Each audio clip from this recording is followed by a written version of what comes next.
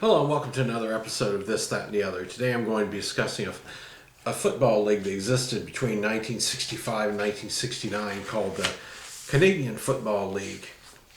It started after the collapse of the United Football League, and it was added on kind of as like a third league to the NFL and AFL, kind of like a third baseball league. Continental League was a third Major League Baseball organization that influenced Major League Baseball significantly, and the league started February 6, 1965.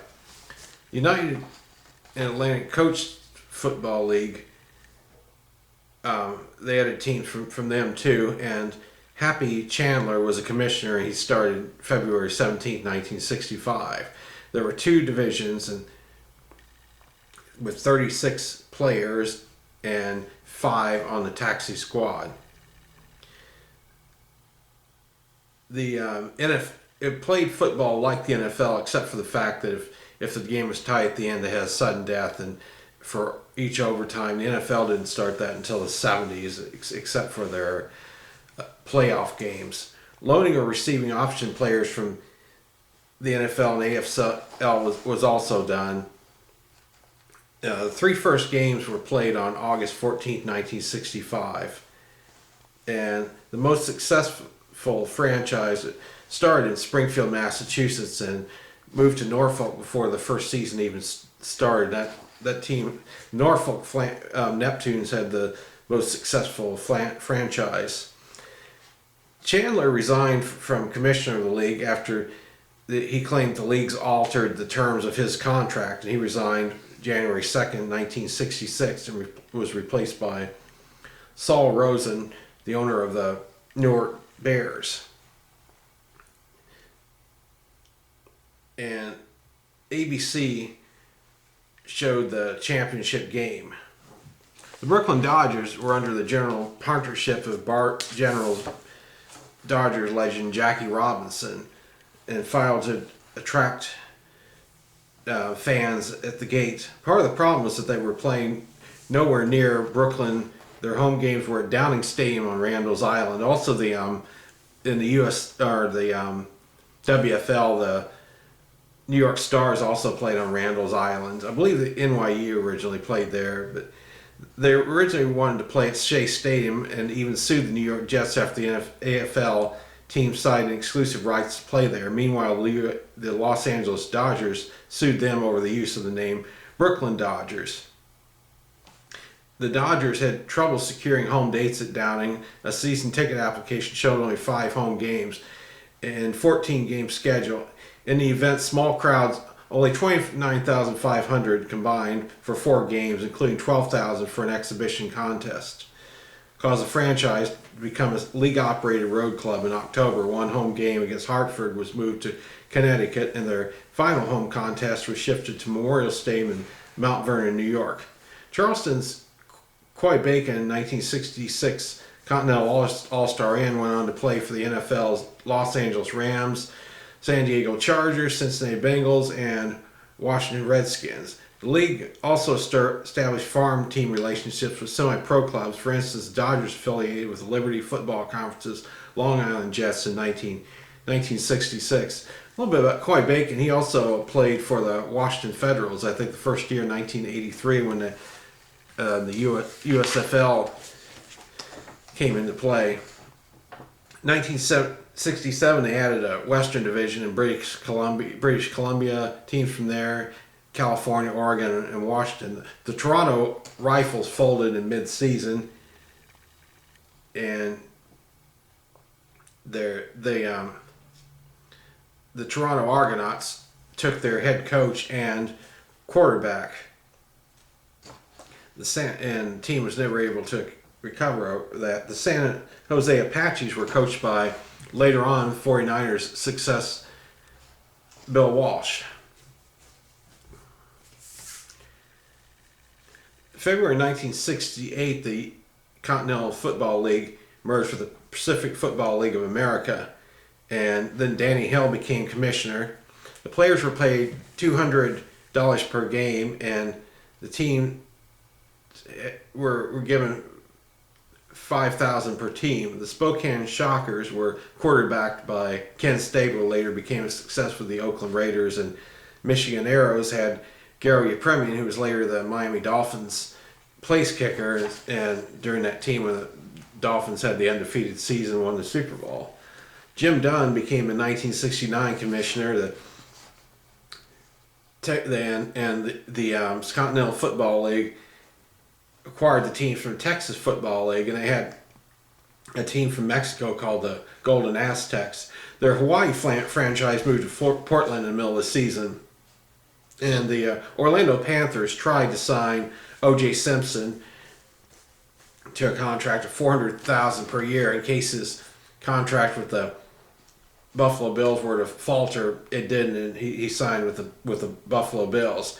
The average attendance for the league was 5,700, and the Norfolk franchise was the most successful, and it averaged 13,000 per season. And their inability to get a television contract led to the league's demise. The Capitals' exhibition game against the CFL Ottawa Rough Riders fell through. Most of the best players went to the CFL. Don Jonas, the MVP of 1967 and 1968, and things grew dim in 1970, and the league folded, but there was never an official announcement announcing that the league had ever folded.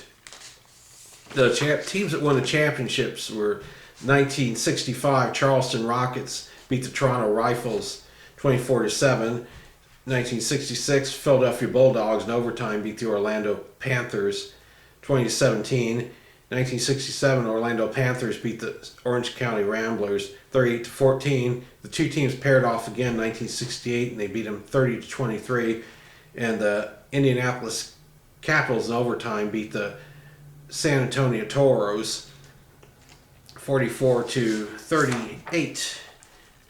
1965 season, these were the teams: the Charleston Rockets, Fort Wayne Warriors, Hartford Charter Oaks, Newark Bears, Philadelphia Bulldogs, Providence, Rhode Island Indians, Richmond Rebels, Springfield, Massachusetts Acorns, then became the Norfolk Neptunes, Toronto Rifles, Wheeling Ironmen.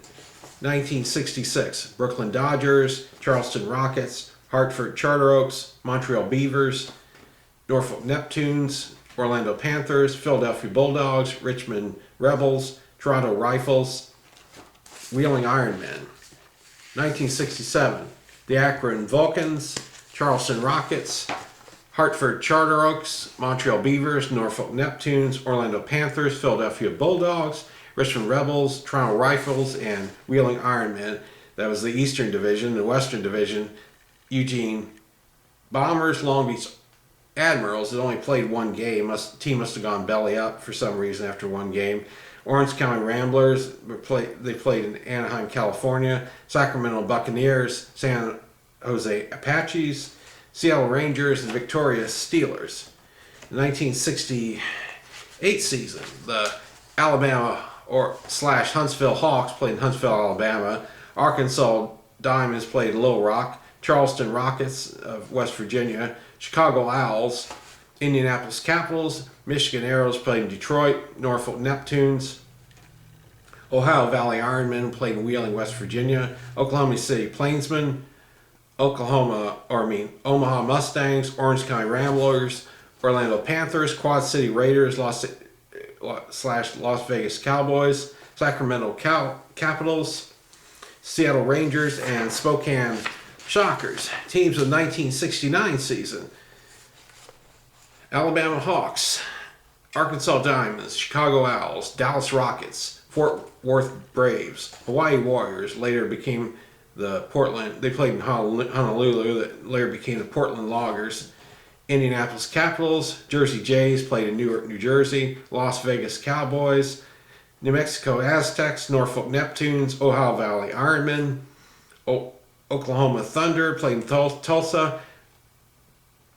Omaha Mustangs, Orlando Panthers, Sacramento Capitals, San Antonio Toros, Seattle Rangers, Spokane Shockers, Texarkana Titans, Tri-C Apollos played in Midland, Michigan, and the West Texas Roughnecks played in the Odessa, Midland area. So that's basically the history of the Continental Football League.